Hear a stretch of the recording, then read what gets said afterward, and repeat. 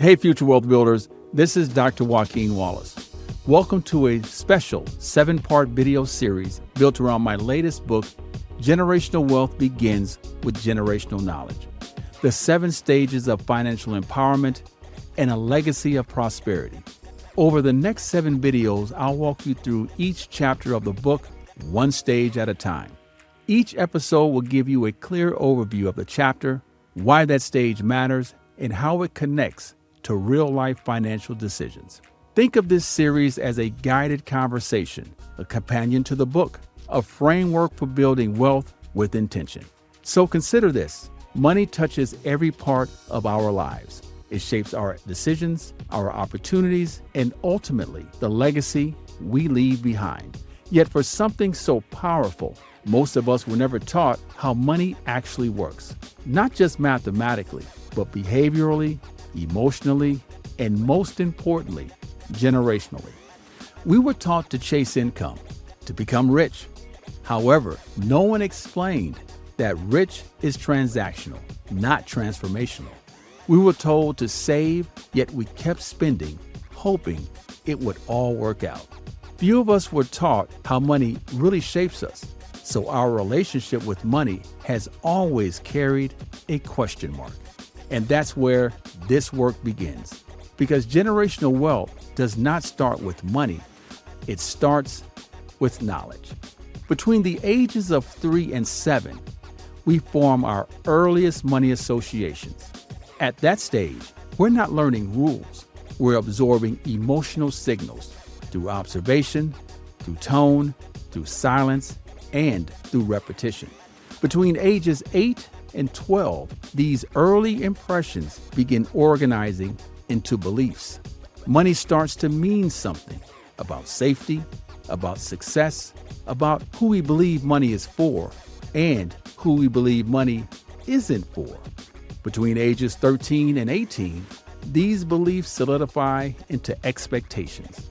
Money becomes tied to identity, to independence, to comparison, to perceived opportunity and/or limitations. Between the ages of 18 and 25, we begin acting on those expectations.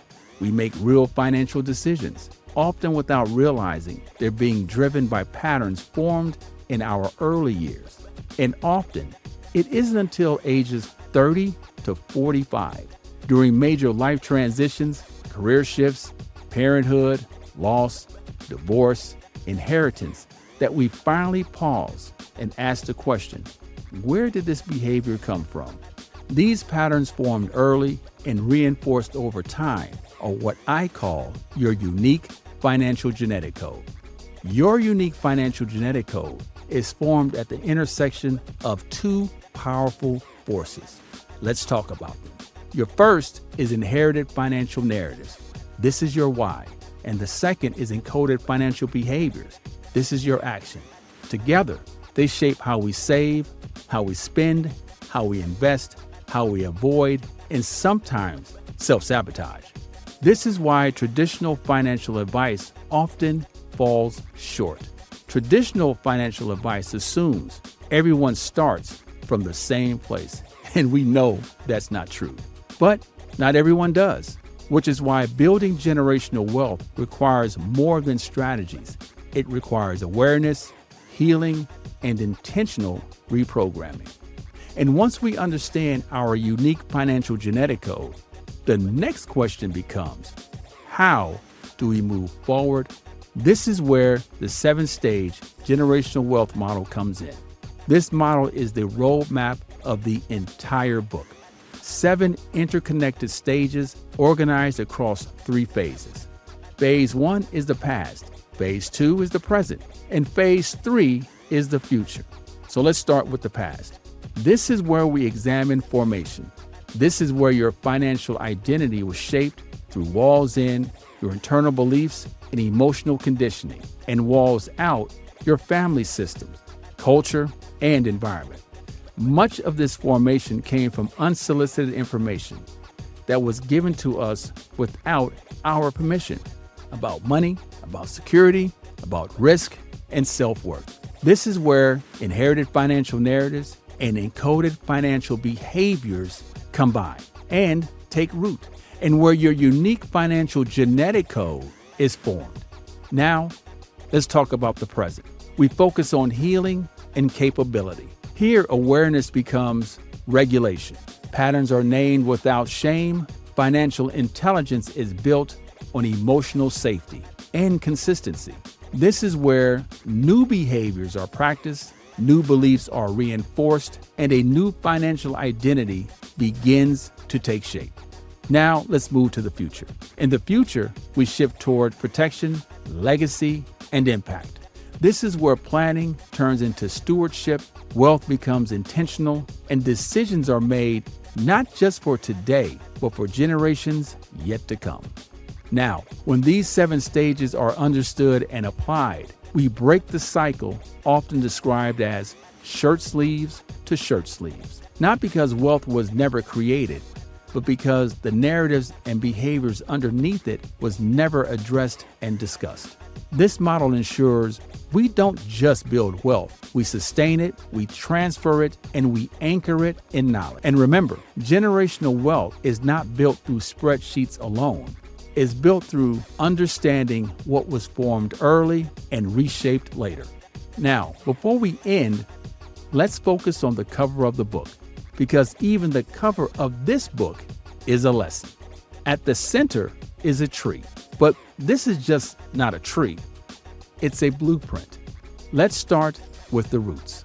The roots represent what was formed in us before our first paycheck. The messages we inherited, the beliefs we absorbed, the silence that taught us, the stress that shaped us. And yes, these rules learned, internalized, were passed down without our consent. These roots symbolize inherited financial narratives and encoded financial behaviors. They are the foundation of our financial genetic code. Now, let's review the trunk. The trunk represents your present. It is stability, it is structure, it is the strength required to interrupt cycles and build something new. The trunk is what happens when awareness becomes choice, and choice becomes consistency. And finally, let's examine the branches. The branches represent generations, what you inherited, and what you will pass forward. This is where legacy lives, not just what you leave behind, but what you build into people. And those are not leaves, those are neurons. Because most money decisions don't start with math, they start with memory and emotion. The neurons represent how money is tied to emotion, memory, and threat detection. And then also you have the amygdala, the part of the brain that reacts to fear and risk. And then you have the hippocampus, the part that stores memory, including the financial memories we never knew we were carrying. So when someone avoids investing, overspends, or hoards money, it is not a math problem. It is a nervous system problem. Now, look at the words surrounding the tree. They are faint on purpose. You have to lean in to read them, because that is how inherited financial narratives work. They run quietly in the background, shaping decisions without being announced. And the overall message of this cover is simple. If you want to change the fruit, you cannot only focus on the branches, you have to address the roots. That is why generational wealth begins with generational knowledge.